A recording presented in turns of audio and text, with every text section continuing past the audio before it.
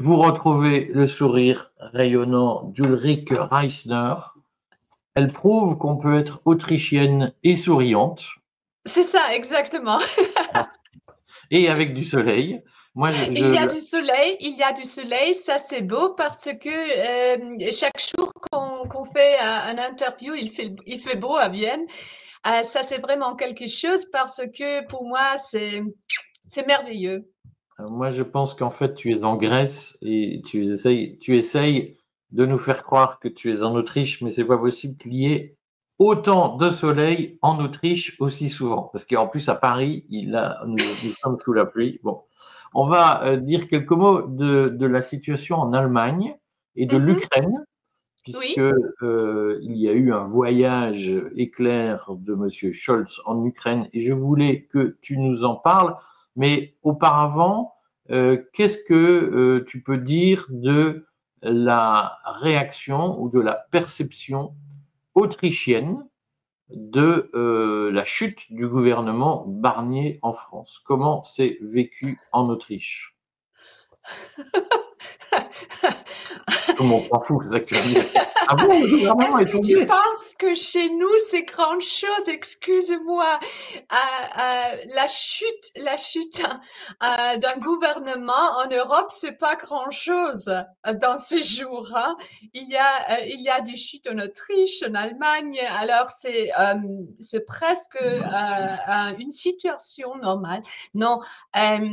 Il faut vraiment dire, on parle ici bien sûr des problèmes financiers en ce qui concerne la France, parce que tout ce qui se passe avec le budget, tout ce qui se passe avec les problèmes financiers dans l'eurozone ou dans la zone euro, bien sûr, c'est aussi pour les Autrichiens, c'est quelque chose à discuter. Mais on est toujours plus focusé à ce moment-là à l'Allemagne, bien sûr, parce que l'Allemagne, pour nous, c'est essentiel en ce qui concerne l'économie.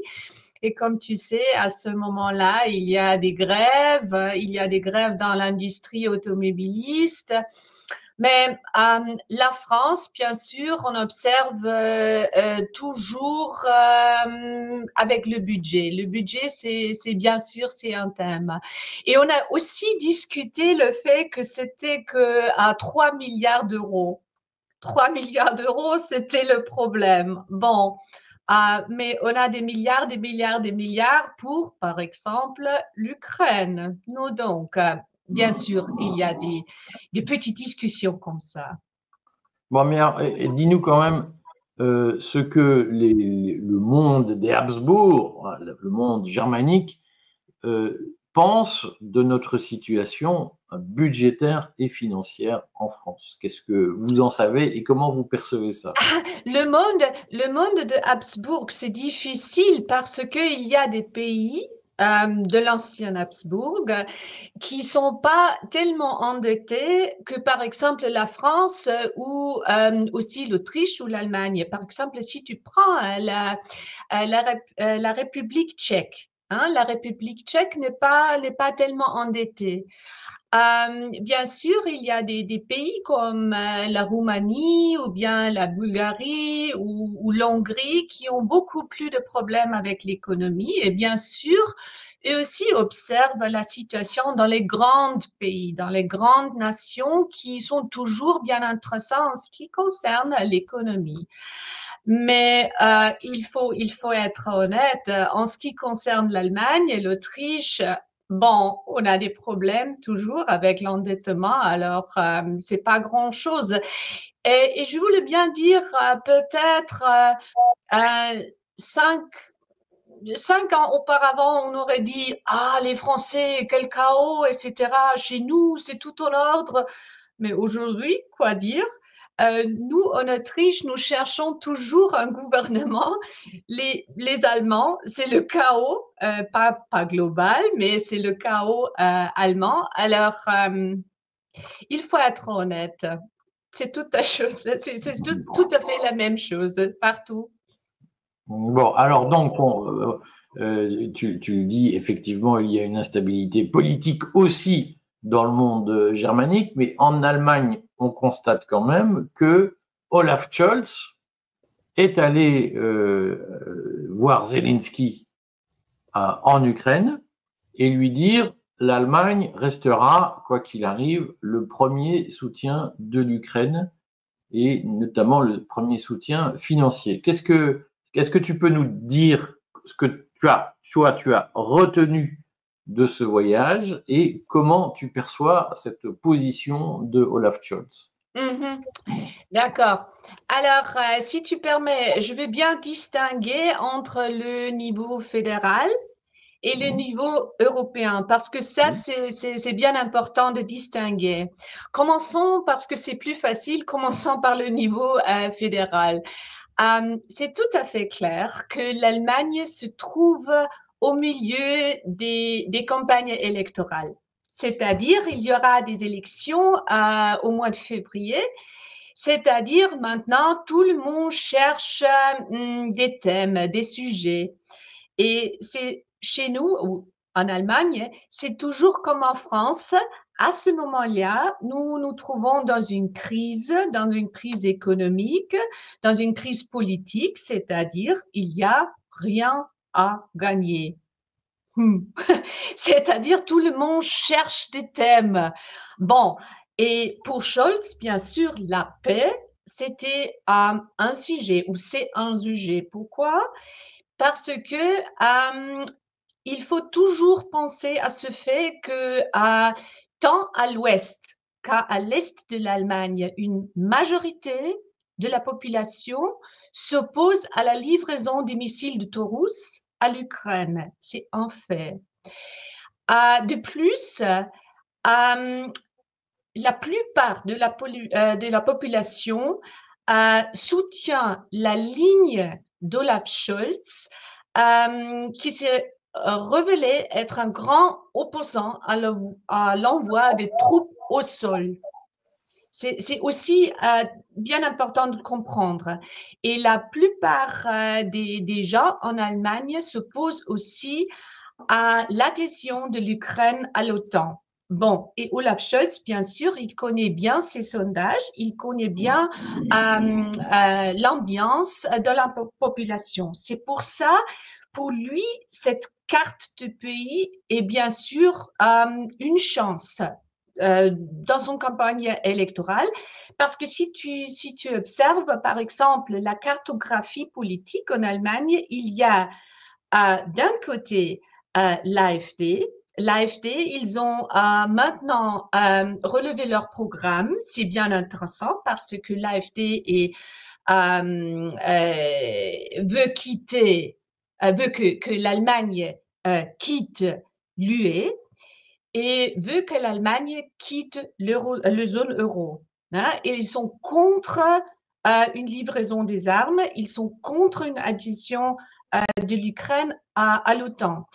Si tu prends l'alliance de Sarah Wagenknecht, bien à gauche, ils sont tout à fait contre le déploiement des missiles américains sur le sol d'Allemagne. Alors, c'est le côté AfD, Sarah Wagenknecht, etc. D'autre côté, il y a bien sûr les conservateurs, par exemple comme Friedrich Merz, qui a maintenant des problèmes parce que j'ai écrit aussi un petit texte sur le courrier parce que il était bien comme un homme d'État, il faut dire à Poutine qu'il faut arrêter parce que sinon on va répondre à tout ça. Et maintenant, avec, tu comprends toute l'histoire avec les missiles, aussi avec le missile russe Oreshnik. Maintenant, tout à fait, on est bien cautieuse, c'est-à-dire cautieux, c'est-à-dire Merz Prudent, maintenant. prudent, Hmm? prudent. Prudent. On est bien prudent, c'est-à-dire Olaf Scholz essaie bien de faire un sujet d'être un homme d'État raisonnable, prudent, et euh, en, en résumé, on peut dire, Scholz veut dire avec Merz, il y aura peut-être une guerre nucléaire. Et avec moi, Olaf Scholz, il y aura peut-être la paix. Bon, ça, c'est le niveau fédéral. Mais d'autre part, il faut aussi regarder le rôle d'Allemagne au niveau européen. Et on observe maintenant un certain mouvement entre les États en ce qui concerne un certain pragmatisme envers l'Ukraine. Parce qu'on sait bien que Trump va peut-être poser l'Ukraine sous pression. Hein, c'est-à-dire, il y a des gouvernements en Europe, toujours aussi dans les pays de l'ancien Habsbourg, par exemple la Slovaquie, l'Hongrie, la Roumanie, qui disent maintenant, bon, c'est nous en Europe qui doivent solver les problèmes après. Parce que si tu vois la géographie, si tu regardes la géographie, c'est la Slovaquie, c'est la Roumanie qui ont des frontières avec l'Ukraine. Et ils vont avoir des problèmes avec l'Ukraine après la guerre. C'est pas les États-Unis qui vont avoir les problèmes. Et c'est l'Allemagne qui doit payer pour la restauration. C'est pas les États-Unis. C'est-à-dire, il faut toujours avoir en tête à ce moment-là, il y a un certain pragmatisme au niveau européen en ce qui concerne l'Ukraine. Et il pourrait bien être que ce voyage de Scholz a aussi une certaine raison comme ça. Ça, je sais pas, Tu veux dire, mais au c'est bien. fond, on fait avec, on ne peut pas lâcher l'Ukraine comme ça. Le problème est là. Donc, on ne peut pas, hop, un coup de baguette magique et c'est réglé. On est obligé de faire avec et on essaye de limiter les dégâts. C'est ça que tu nous dis, en fait. Exactement. Et il y avait, c'est une drôle d'histoire pour nos lecteurs et spectateurs, c'est une drôle d'histoire parce que cette politique de Scholz à ce moment-là ressemble un tout petit peu à Schröder. Hein? Parce que Schröder aussi, on est bien connu être bien russophile, c'est-à-dire il y a des liens avec Schröder et les Russes. Et c'est aussi une question de Ostpolitik. On a déjà parlé de ça parce que, au contraire, Friedrich Merz, il est un vrai homme de la politique de l'Ouest, Westpolitik. Hein, on dit chez nous. Et je voulais raconter une drôle d'histoire parce que on sait bien qu'il y avait cet entretien par téléphone entre Scholz et Poutine. Et ça a causé beaucoup de critiques au niveau européen chez les élites, etc. Et il y avait une invitation pour la presse et aussi pour les diplomates en Allemagne. Et dans l'invitation, on a écrit en anglais debrief of the telephone call between Vladimir Putin and Schröder. C'était chez nous un petit scandale parce que ils ont écrit Schröder à part de Scholz. Mais c'est intéressant. Pourquoi? Parce que c'est un lapsus et chez nous on dit c'est un lapsus de Freud. Hein, je ne sais pas si nous les aussi Français... on dit ça, c'est oui, un lapsus freudien ou un acte manqué freudien, on dit ça. Oui, exactement. Mais c'était drôle. C'est justement un tout petit truc, mais quelquefois les petits trucs sont intéressants si on regarde le grand ensemble. Bon, on redit parce que pour les Français, c'est pas forcément clair. Et donc, on s'en souvient, il y a eu une époque bénie en Europe. C'était lorsque l'Allemagne était divisée, avec l'Allemagne de l'Est et l'Allemagne de l'Ouest, et le chancelier Willy Brandt, à l'époque, dans les années 70, avait lancé l'Ostpolitik, Ostpolitik.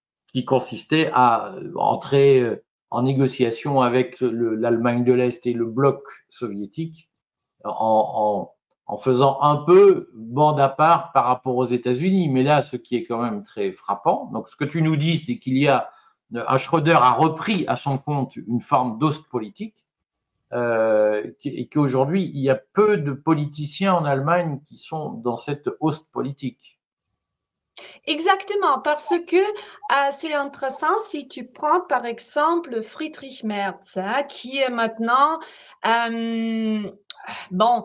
Il y a beaucoup de gens, non seulement chez nous, mais aussi j'ai aussi lu quelques articles dans la presse francophone sur Friedrich Merz, mais il faut dire que Friedrich Merz, par exemple, euh, il est un vrai homme de l'Est politique, de la politique de l'Ouest, parce qu'il faut toujours avoir en tête que Friedrich Merz n'était non seulement un lobbyiste pour BlackRock, alors pour la technostructure, mais il était aussi, pour 10 ans, entre 2009 et 2019, il était président de Atlantic Brücke. Il faut expliquer ça aux lecteurs et aux spectateurs.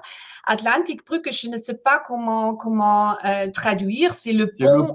le pont par-dessus l'Atlantique. Exactement. Pour nous, dans les pays germanophones, c'est essentiel, particulièrement en Allemagne, parce que c'est en ce qui concerne le lobbyisme entre les États-Unis et l'Allemagne, c'est bon. Ça, c'est le cœur. Et Friedrich Merz a été président de cette Atlantikbrücke, c'est le forum transatlantique le plus influent en Allemagne. Et c'est pour ça qu'il est bien impressionné par tout ça. Et c'est pour ça que, bien sûr, Friedrich Merz est un homme de la politique de l'Ouest. Et Scholz, on va voir. Il faut aussi expliquer aux Français que Olaf Scholz est un homme très passif.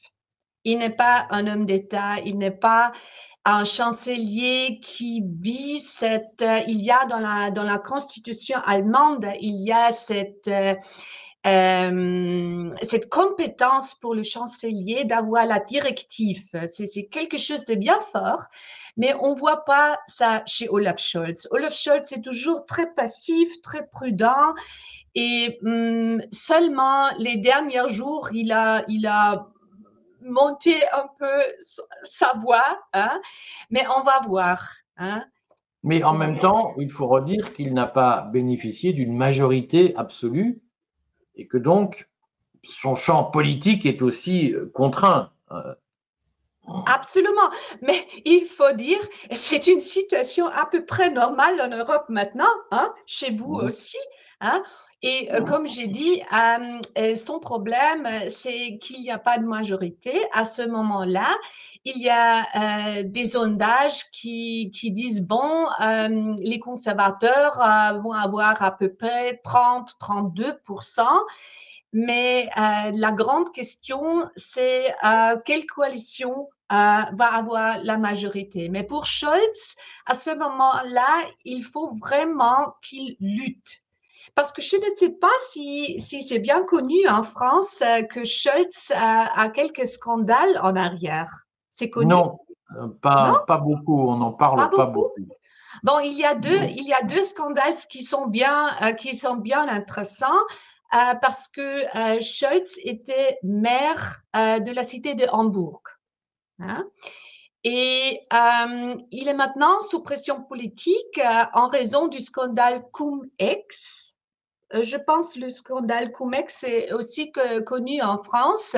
Le terme Cum-Ex désigne une forme d'évasion fiscale, c'est-à-dire un réseau de traders en actions, de conseillers fiscaux, de banquiers, d'avocats, et a ainsi dérobé plusieurs milliards d'euros aux autorités fiscales en Europe. Et il y a ce scandale Cum-Ex et étant maire de Hambourg, Scholz était quelquefois inclus dans ce scandale parce que chez Nordbank et Wartburg Bank, il y avait des problèmes.